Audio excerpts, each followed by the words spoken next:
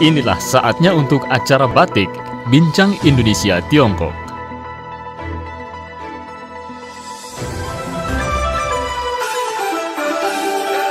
Baik, kita kembali lagi di Batik Bincang Indonesia Tiongkok, dan kali ini kita akan membahas logika di balik berbagai mitos orang Tionghoa bagian yang pertama bersama Versiana Eiffel dan narasumber kami Bapak Andy Chiu, seorang pegiat media Mandarin dan penyiar bahasa Mandarin. Silakan Versiana. Oke, kali ini sebuah topik menarik akan kita bahas, logika di balik berbagai mitos orang Tionghoa. Nah, kesempatan kali ini saya tidak sendiri, ada narasumber kita yang sudah hadir, Bapak Andy Chiu. Beliau seorang presenter bahasa Mandarin dan pegiat media Mandarin. Sebelum kita ke Pak Andy, mungkin sedikit tentang apa itu pengertian mitos. Dalam Kamus Besar Bahasa Indonesia, mitos itu punya pengertian bahwa cerita suatu bangsa tentang dewa dan pahlawan zaman dahulu yang mengandung penafsiran tentang asal-usul semesta alam, tentang manusia dan bangsa tersebut mengandung arti mendalam yang diungkapkan dengan cara yang gaib. Nah, ada pula memitoskan yang berarti pengeramatan, mengagungkan secara berlebih-lebihan tentang pahlawan, tentang benda dan sebagainya. Menjadikannya mitos dengan mendewakan, dengan kecenderungan untuk seseorang yang perlu dicegah. Sementara pemitosan berarti proses atau cara pembuat menjadikan mitos atau pendewaan. Mengapa masih ada orang yang percaya dengan tahayul atau disebut mitos? Seiring dengan berjalannya waktu, sudah seharusnya mitos itu dipatahkan dengan penjelasan logika. Namun sebagian orang masih bertahan pada prinsip yang dipegangnya. Nah, hal ini dikarenakan keyakinan itu dikembangkan oleh mereka dan merasa terikat oleh tahayul itu. Misalnya, Anda diberi seutas gelang yang dapat membawa keberuntungan. Lalu Anda memakainya, pada ujian tertentu dan berhasil memperoleh nilai yang baik. Sejak memakai gelang itu, dari sinilah Anda mulai percaya dan mengembangkan keyakinan sendiri tentang gelang tadi. Nah, narasumber kita sekali lagi ada Pak Andy Chiu. Beliau seorang keturunan Tionghoa yang juga berprofesi sebagai presenter bahasa Mandarin dan seorang pegiat media Mandarin. Halo Pak Andy, apa kabar? Halo Mbak Versi, kewei tingjong pengmen dajahau. Para pendengar apa kabar semua? Semoga semuanya masih sehat-sehat ya. Senang sekali bisa bertemu kembali di udara. Iya Pak.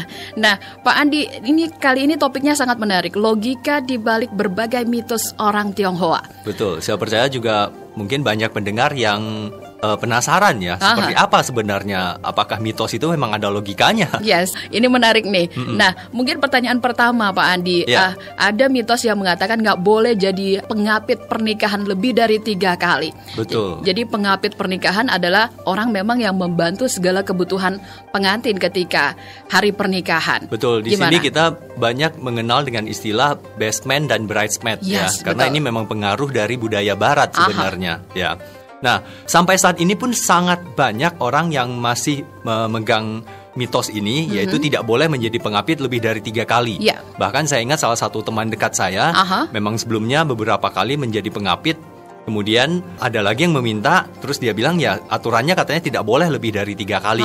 Karena kalau lebih dari 3 kali itu katanya akan menjadi berat jodoh. Oh ya.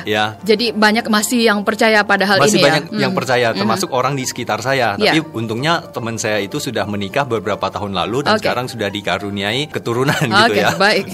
Nah, logikanya seperti apa tidak boleh menjadi pengapit lebih dari 3 kali? Sebenarnya yang namanya pernikahan atau pesta pernikahan itu seharusnya teman-teman kita semuanya menikmati pesta tersebut dan bisa menjadi tamu yang dilayani dengan baik gitu ya. Nah, jadi jika seseorang terlalu sering menjadi pengapit, maka dia akan menjadi semakin mahir. Dan berikutnya kalau ada orang lain yang menikah akan mencari dia untuk membantu. Karena memang peranan dari pengapit ini sangat penting, membantu segala sesuatu keperluan dari si pengantin itu di hari H gitu ya. Jadi kalau ada orang yang memang mahir di bagian itu, dia akan sering diminta bantu sehingga dia tidak bisa menikmati pesta layaknya tamu pada umumnya. Jadinya dia selalu setiap kali ada teman menikah, dia ikut sibuk terus gitu. Kapan dia menikmati pestanya gitu. Baik ya. Itu yang pertama. Alasan atau logika yang kedua adalah memberikan kesempatan kepada orang lain. Karena biasanya yang diminta menjadi pengapit itu adalah orang yang berusia lebih muda dari yang menikah. Ya, bahkan kalau bisa berusia agak sedikit jauh gitu.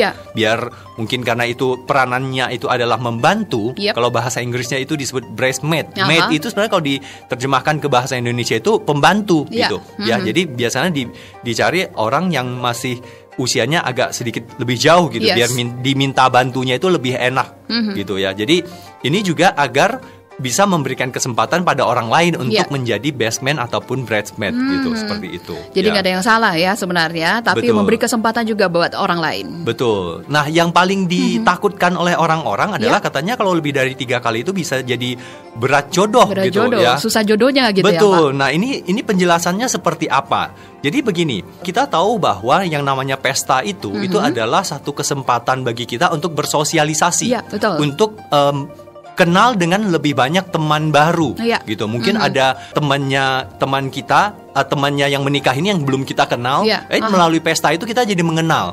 Dan ini sebenarnya pesta juga merupakan ajang mencari jodoh bagi yang masih lajang gitu. Apalagi pesta pernikahan ya, Pak. Betul, karena pesta pernikahan itu biasanya orang berpakaian yang bagus, penampilan yang cantik dan ganteng gitu. Berdandan gitu. Betul, sehingga ini sangat mudah menarik lawan jenis. Ya, jadi kalau misalnya orang yang belum menikah ini selalu sibuk bertugas pada saat pesta, jadi dia juga tidak ada waktu untuk berkenalan, atau istilah yang sedang tren itu adalah tidak ada waktu atau kesempatan untuk menebar pesona. Jadi berat jodoh dong kalau gitu. Jadi masuk logika ya. Betul. Jadi logikanya seperti itu. Oke. Logika dibalik berbagai mitos orang Tionghoa. Kalau belum menikah, tidak boleh pakai baju pengantin, Pak Andi. Betul. Nah, ini dipercaya katanya kalau sebelum menikah itu pakai baju pengantin juga akan jadi berat jodoh.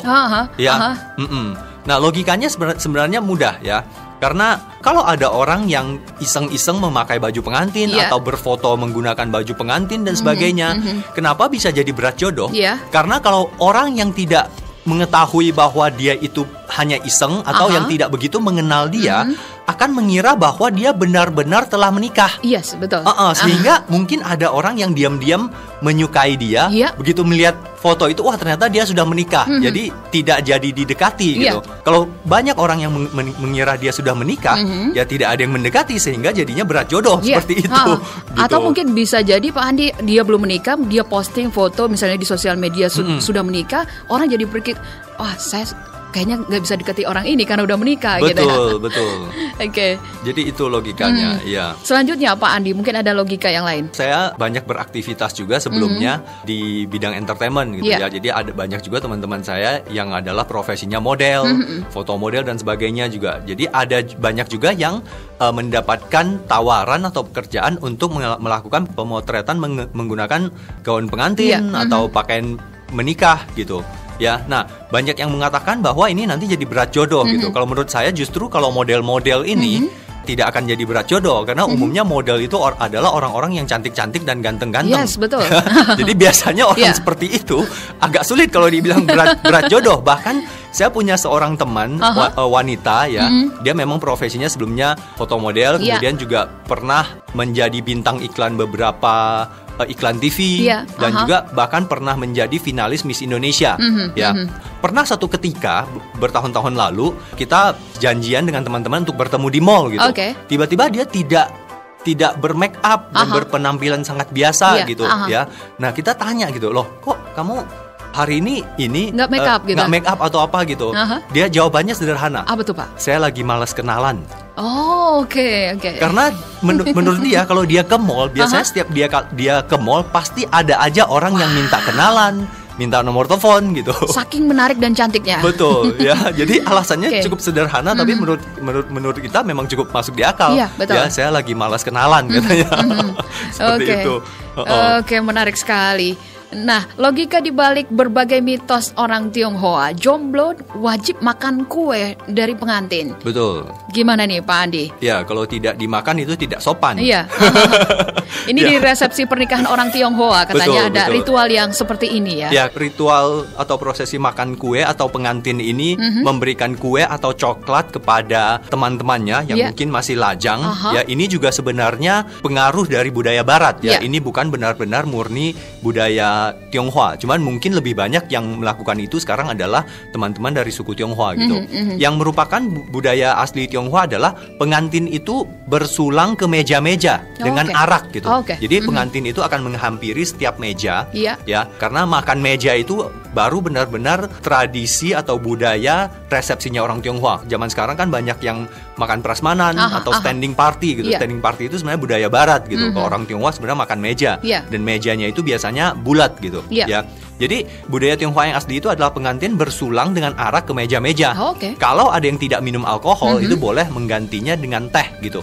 Di dalam bahasa Mandarin ada istilahnya yi cha tai jiu, menggunakan teh untuk mewakili atau menggantikan arak atau minuman beralkohol gitu. Namun zaman sekarang banyak yang menggunakan coklat atau kue gitu ya. Ada juga ada yang namanya rujak pengantin. Ya, ini salah satu makanan khas suku Tionghoa di Indonesia gitu ya. Nah, kenapa dikatakan jika tidak mau akan berat jodoh juga gitu kalau tidak dimakan kuenya atau coklatnya gitu ya.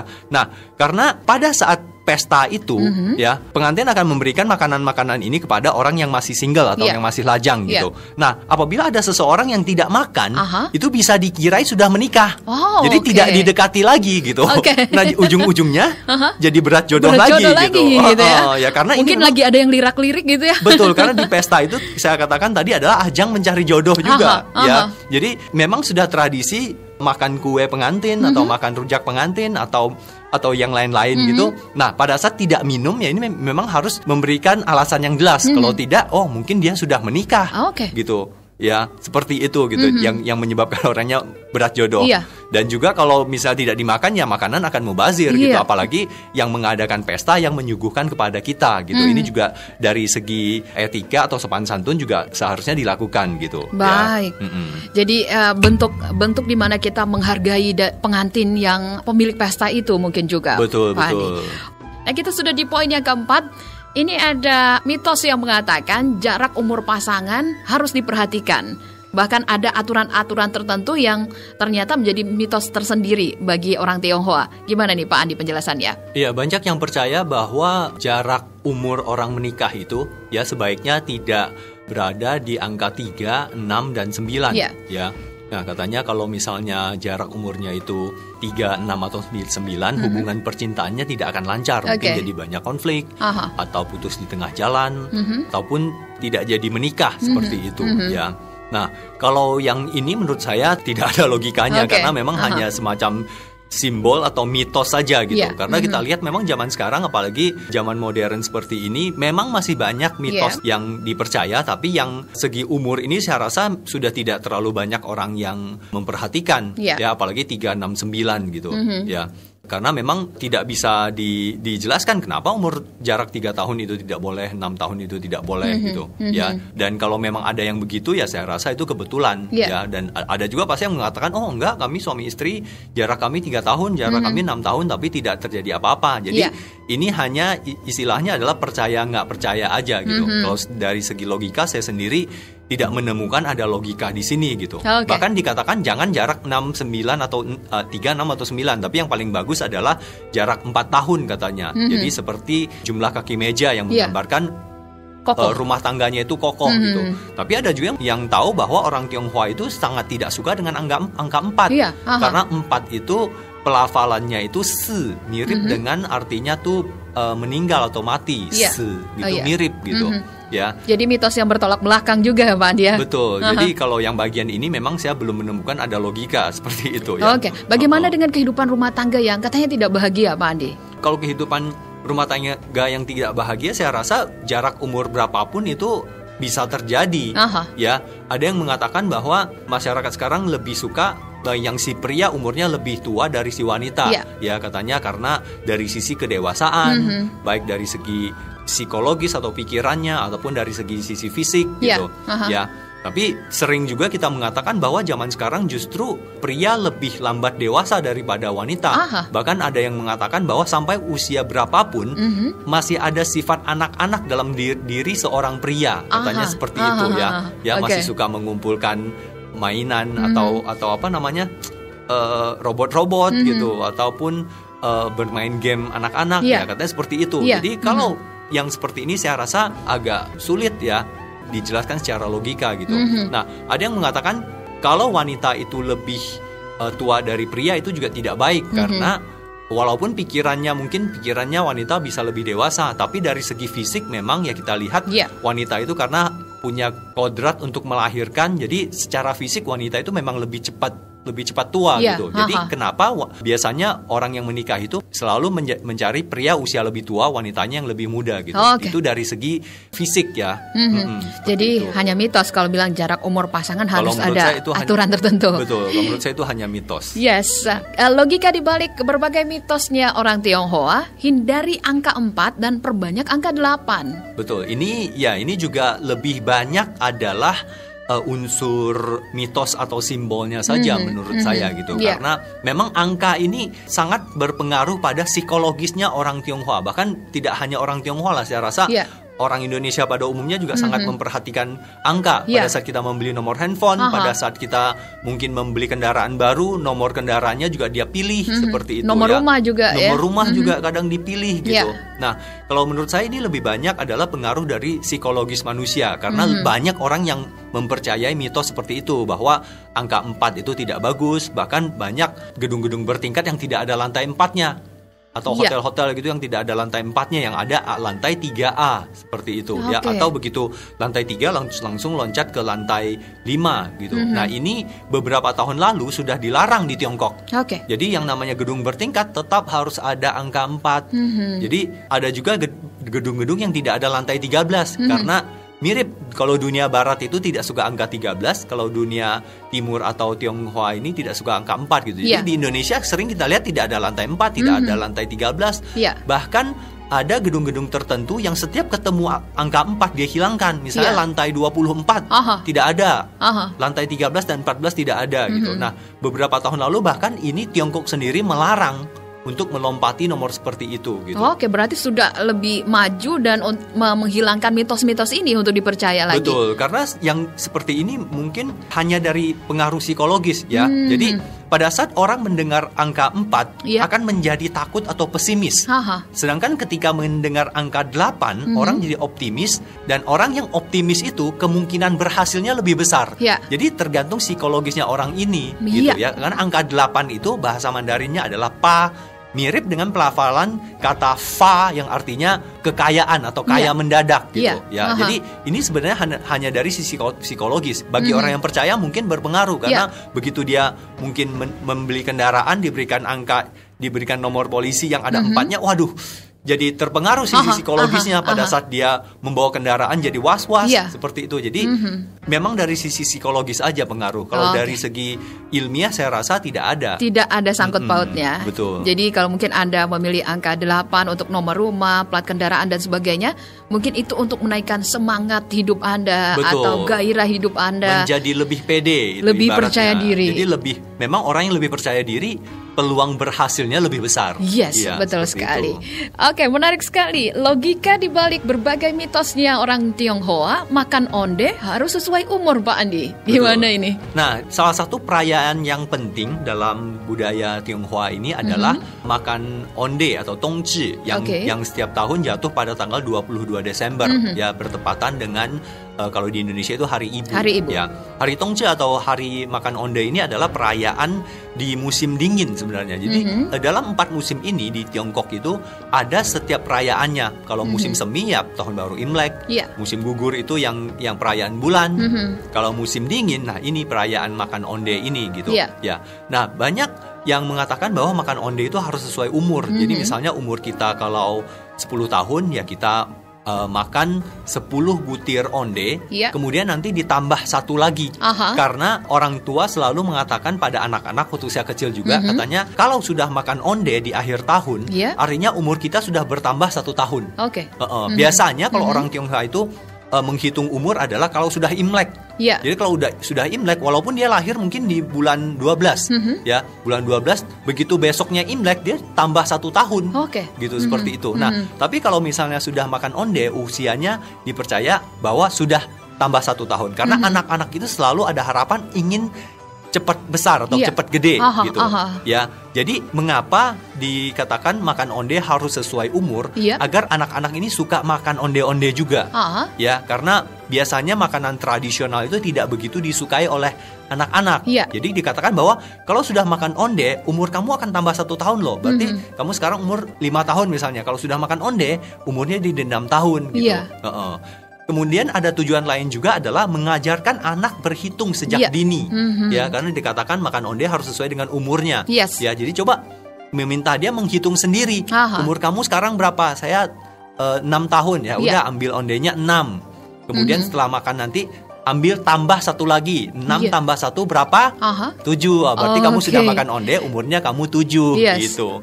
Jadi lebih banyak ini adalah untuk anak-anak ya. Karena kalau misalnya masih diterapkan untuk orang tua, kalau misalnya yang umurnya 70 tahun, kembung makan 70 butir onde gitu ya.